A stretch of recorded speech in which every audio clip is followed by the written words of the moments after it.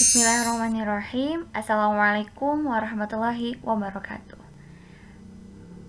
Pada kesempatan kali ini, kami dari kelompok 2 semester 3 kelas A, jurusan Pendidikan Fisika, Universitas Islam Negeri Sunan Gunung Jati Bandung, akan memaparkan mengenai teori perkembangan peserta didik. Sebelum ke pembahasan, izin memperkenalkan diri. Nama saya Ajeng Fajrina Khairus Saadah dengan NIM 120207006 dan rekan saya Farhan Firmansyah dengan NIM 12020700028. Nah, mengenai teori perkembangan peserta didik, terdapat 6 teori yang akan kita bahas. Di antaranya yaitu teori psikoanalisis, teori belajar, teori humanistik, teori kognitif, teori ekologi, dan teori etologi.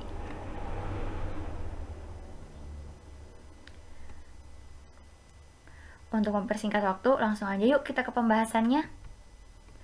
Untuk yang pertama, yaitu teori psikoanalisis, di mana hal ini mengenai perilaku seseorang, tidak hanya dipengaruhi oleh dorongan dari dalam dirinya.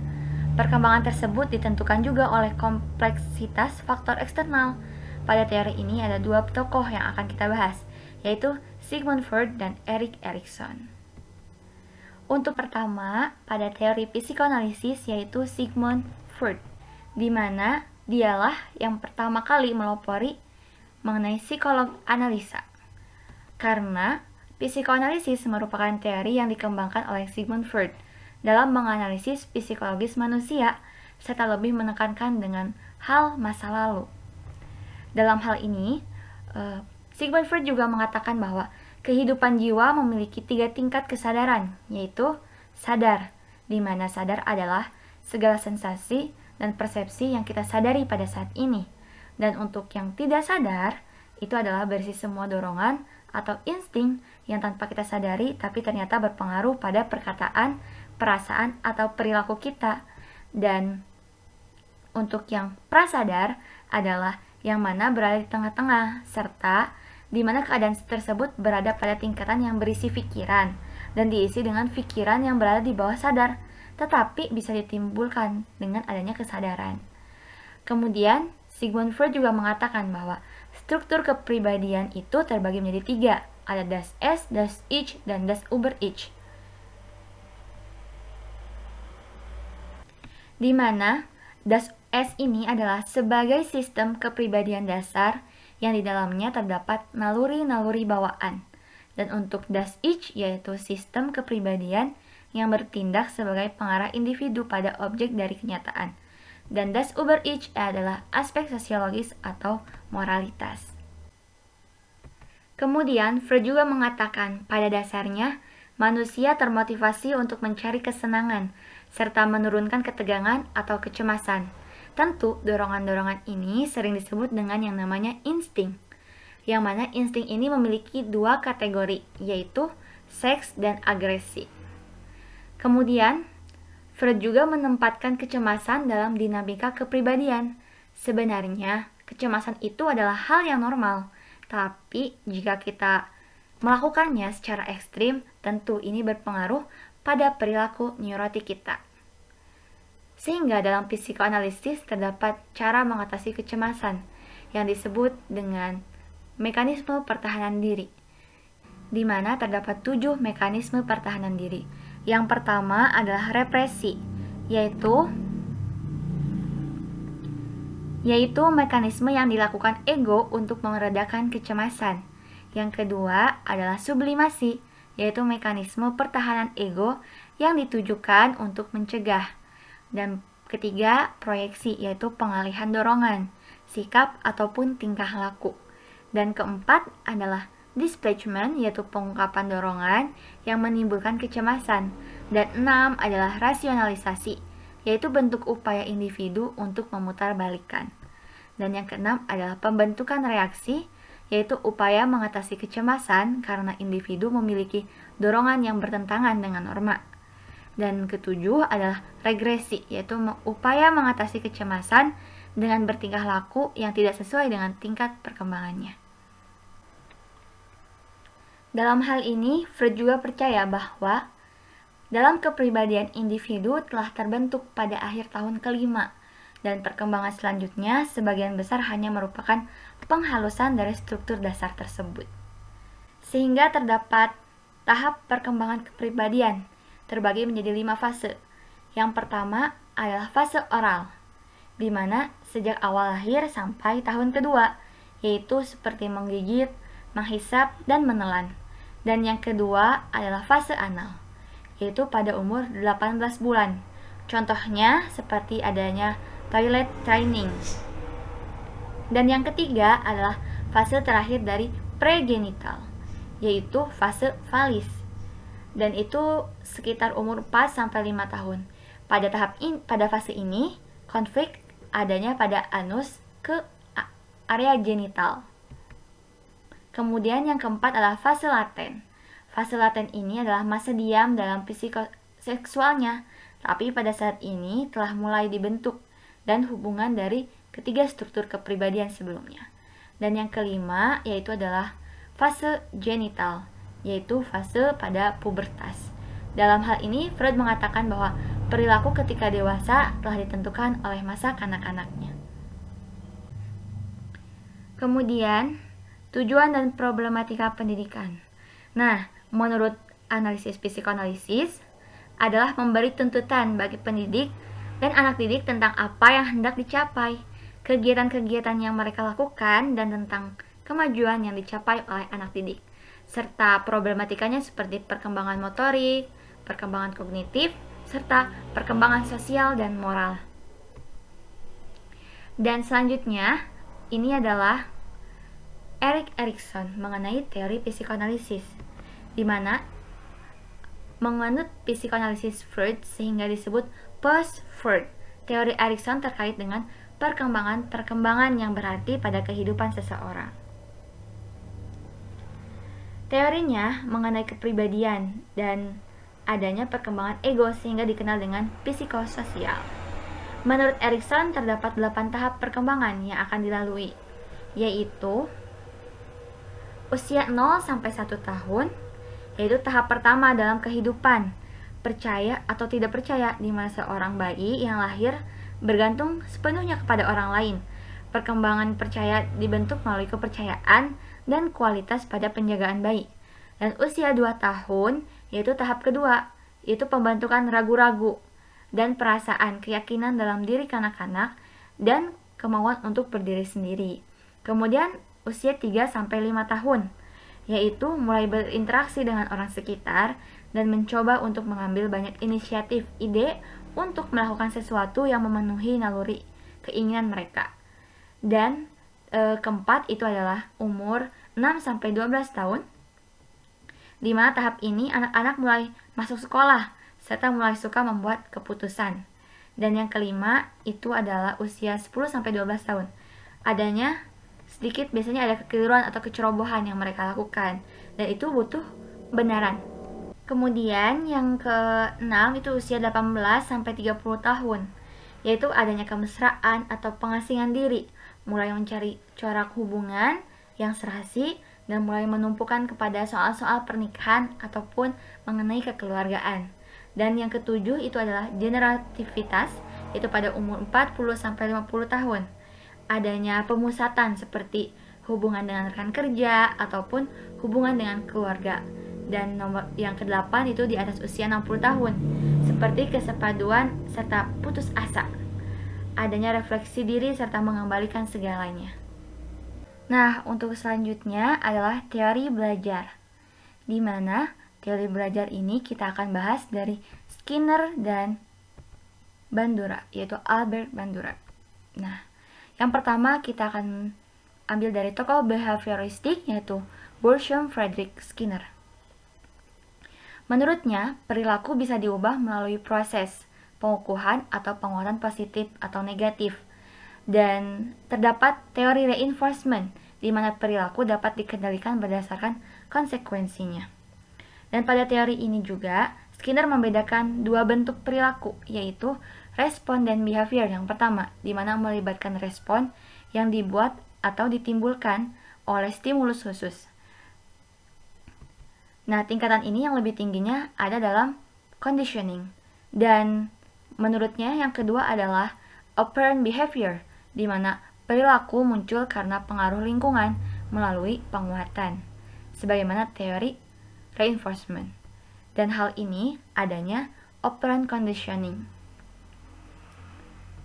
Cara menerapkan operant conditioning, kita bisa melakukan dengan beberapa cara. Yang pertama itu token economy, di mana teknik modifikasi perilaku dengan menggunakan token yang dapat menukarkan untuk benda-benda berharga. Dan yang kedua itu punishment, yaitu beberapa stimulus yang tidak disenangi sebagai upaya untuk mengurangi munculnya perilaku yang tidak diharapkan di kemudian hari. Dan yang ketiga itu adalah negative reinforcement, di mana usaha untuk memperkuat respon dengan cara menghapus stimulus yang tidak menyenangkan bagi dirinya. Dan yang terakhir yaitu positive reinforcement, di mana penguatan yang diberikan ketika perilaku yang diharapkan itu muncul. Kemudian terdapat prinsip dalam pendidikan, yaitu yang pertama, hasil belajar harus segera diberitahukan pada siswa. Jika salah dibetulkan dan jika benar diberi penguatan. Dan yang kedua itu adalah proses belajar harus mengikuti irama dari yang belajar. Dan yang ketiga itu adalah proses pembelajaran lebih dipentingkan aktivitas sendiri, tidak digunakannya hukuman. Dan yang keempat adalah tingkah laku yang diinginkan pendidik diberikan hadiah. Kemudian terdapat 4 aspek kepribadian menurut Skinner, di mana yang pertama adalah sistem self, yaitu struktur kognitif yang memberi pedoman mekanisme dan seperangkat fungsi persepsi, evaluasi, dan pengaturan tingkah laku. Dan yang kedua adalah regulasi, yaitu individu memiliki kapasitas memotivasi dirinya untuk menetapkan tujuan personalnya. Dan yang ketiga adalah efikasi diri, merupakan elemen kepribadian yang krusial. Dan yang keempat adalah efikasi kolektif. Orang berusaha mengontrol kehidupan dirinya tidak hanya dengan efikasi diri individual, melainkan juga melalui efikasi kolektif. Kemudian untuk teori belajar yang kedua, yaitu dari Albert Bandura, yang kita kenal dengan teori belajar sosial,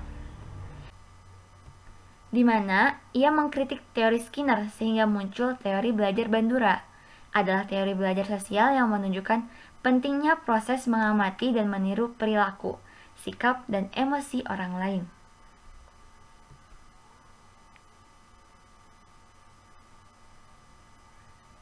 Perilaku itu dipelajari berdasarkan proses imitasi atau modeling perilaku orang lain. Sehingga terdapat beberapa model, yaitu ada 4 proses modeling. Yang pertama adalah attentional process, yaitu individu mengembangkan proses kognitif dan keterampilan perseptual mereka untuk dapat memberikan perhatian dan memahami perilaku yang ditunjukkan oleh model. Dan yang kedua adalah retention process, yaitu individu mempertahankan atau mengingat perilaku model sehingga nantinya dapat meniru atau mengulanginya di lain waktu. Dan yang ketiga adalah production process, yaitu individu menerjemahkan gambaran mental atau representasi simbolik verbal dari perilaku model ke perilaku nyata secara fisik, dan selanjutnya menerima umpan balik salah satunya dari lingkungan terhadap perilakunya tersebut. Dan yang keempat adalah incentive dan motivational process. Individu memiliki pemahaman bahwa perilaku yang diimitasi akan mengarahkannya pada konsekuensi tertentu sehingga terjadi proses belajar untuk ia mengulangi perilakunya yang sama tersebut di lain waktu. Selanjutnya adalah teori humanistik. Di sini kita akan mengambil dari 3, yaitu Charlotte Butler, Abraham Maslow, dan Carl Rogers. Untuk yang pertama adalah Abraham Maslow sebagai pencetus teori humanistik, di mana semua perilaku manusia dapat dijelaskan sebagai usaha atau motivasi untuk memenuhi segala kebutuhannya. Dan teori ini mengkaji manusia dari diri pribadinya, aktualisasinya, kreativitasnya, potensinya, individualitasnya, ego, dan keinginannya. Kemudian teorinya yang sangat terkenal sampai dengan hari ini adalah teori tentang hierarchy of needs, yaitu hierarki kebutuhan. Apa aja sih? Ini dia hierarchy of needs. Yang pertama adalah fisiologis, yaitu kebutuhan dasar pada manusia. Dan yang kedua adalah rasa aman, kebutuhan yang meningkat. Yang ketiga itu adalah kasih sayang, mencari dan mendapatkan teman. Dan yang keempat adalah harga diri, lower one and higher one. Dan yang kelima adalah aktualisasi diri, yaitu sebagai kebutuhan menganalisis hingga menghasilkan. Kemudian untuk yang kedua kita akan mengambil dari Charlotte Butler, di mana ia adalah ketua pertama pada suatu asosiasi yang menganut teori humanistik. Menurutnya, terdapat tujuan nyata dari manusia adalah pemenuhan yang dapat mereka capai dengan pencapaian atau prestasi dalam diri mereka dan dunia. Dan Butler ini menolak anggapan dari para psikoanalis bahwa pemulihan homeostasis psikologis atau keseimbangan melalui pelepasan ketegangan merupakan tujuan dari manusia, dan aktualisasi diri melalui pengalaman-pengalaman yang muncul dari kreativitas masing-masing individu serta peran aktif individu melalui inisiatif-inisiatif mereka sendiri untuk memenuhi tujuan hidupnya. Menurutnya juga terdapat fase kehidupan, yaitu 5 fase, di mana 0 sampai 15 tahun yaitu biologis progresif, 16 sampai 27 tahun yaitu biologis lanjut, dan 28 sampai 47 tahun yaitu stabilitas biologis, dan 48 sampai 62 tahun yaitu hilangnya fungsi produktif, dan yang terakhir yaitu 63 tahun lebih yaitu penurunan biologis. Nah, yang terakhir pada teori humanistik adalah Carl Rogers, yaitu teori pertumbuhan personal, di mana menurutnya setiap dari kita memiliki dua self atau diri yang kita rasakan sendiri, yaitu I atau me, yang merupakan persepsi kita tentang diri kita sesungguhnya, yaitu real self, dan diri kita yang ideal atau yang diinginkan, yaitu self ideal. Kemudian, Rogers sangat percaya dan optimis terhadap sifat alami manusia. Dia yakin bahwa dorongan paling dasar adalah aktualisasi, yaitu memelihara, menegakkan, mempertahankan diri, dan meningkatkan diri sendiri. Dan menurut Rogers, masing-masing individu adalah korban dari hal positif bersyarat itu, conditional positive regard. Di mana prinsip-prinsip belajar humanistik menurutnya itu adalah: 1. Manusia itu memiliki kemampuan untuk belajar secara alami. Dan yang kedua, belajar yang bermakna. Ketiga adalah belajar yang melibatkan suatu perubahan. Dan yang keempat adalah pekerjaan belajar. Baiklah, materi yang keempat yaitu teori kognitif.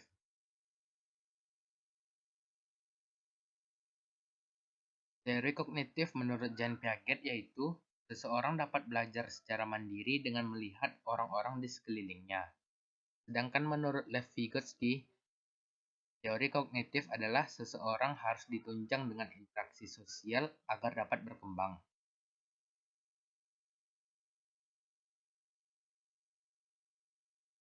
Empat tahap perkembangan kognitif menurut Piaget. Tahap pertama yaitu tahap sensori motor pada umur 0-2 tahun. Pada tahap ini, inteligensi anak lebih didasarkan pada tindakan intrawi anak terhadap lingkungannya.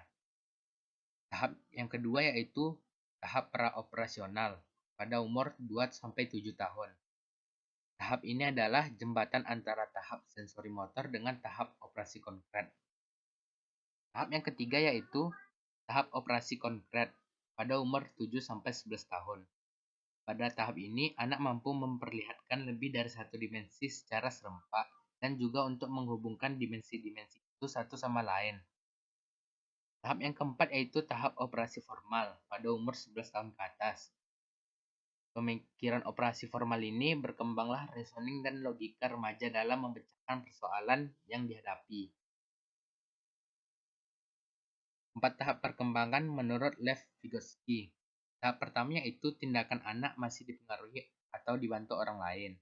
Tahap yang kedua, tindakan anak didasarkan atas inisiatif sendiri. Tahap ketiga yaitu tindakan anak berkembang spontan dan terinternalisasi. Tahap keempat yaitu tindakan spontan terus diulang-ulang hingga anak siap untuk berpikir secara abstrak. Materi yang kelima adalah teori ekologi.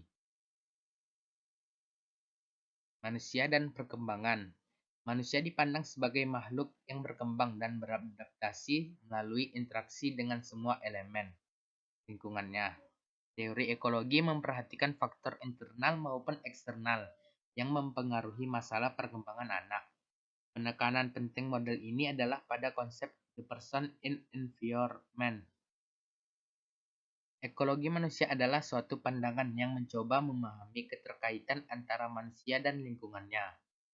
Ekologi perkembangannya adalah lingkungan belajar, yaitu suatu wahana untuk mendeskripsikan, menjelaskan, meramalkan, dan mengendalikan interaksi dan transaksi dinamik antara individu dengan lingkungan. Pendidikan karakter dalam kajian teori ekologi. Yang pertama yaitu subsistem keluarga. Pengembangan karakter anak dapat dilakukan melalui pendidikan karakter yang struktur jelas. Yang kedua yaitu subsistem teman sebaya. Teman sebaya merupakan bagian dari mikrosistem sehingga bisa berinteraksi langsung dengan anak. Yang ketiga yaitu subsistem budaya sekolah. Mata pelajaran budi pekerti dianggap bisa mengajarkan nilai-nilai dan karakter dalam kehidupan bermasyarakat. Materi yang kelima yaitu teori etologi. Bowlby, Hetherington, dan Parke tahun 1999 dipengaruhi oleh teori evolusi dalam observasinya pada perilaku hewan. Menurut teori etologi tahun 1992, tingkah laku lekat pada anak manusia diprogram secara evolusioner dan instinktif. Sebetulnya tingkah laku lekat tidak hanya ditujukan pada anak, namun juga pada ibu. Ibu dan anak secara biologis dipersiapkan untuk saling merespon perilaku. Bowlby, Hetherington, dan Parke tahun 1999 percaya bahwa perilaku awal sudah diprogram secara biologis. Reaksi bayi berupa tangisan, senyuman, isapan akan mendatangkan reaksi ibu dan perlindungan atas kebutuhan bayi. Proses ini akan meningkatkan hubungan ibu dan anak. Sebaliknya, bayi juga dipersiapkan untuk merespon tanda, suara, dan perhatian yang diberikan ibu. Hasil dari respon biologis yang terprogram ini adalah anak dan ibu akan mengembangkan hubungan kelekatan yang saling menguntungkan. Teori etologi juga menggunakan istilah physiological bonding, yaitu hubungan atau ikatan psikologis antara ibu dan anak yang bertahan lama sepanjang rentang hidup dan berkonotasi dengan kehidupan sosial. Terima kasih banyak yang telah menyimak penjelasan dari kami. Semoga bermanfaat dan mohon maaf apabila ada kesalahan ataupun kekeliruan. Yang ingin bertanya, silakan bertanya di kolom komentar ataupun di room. Terima kasih. Wassalamualaikum warahmatullahi wabarakatuh.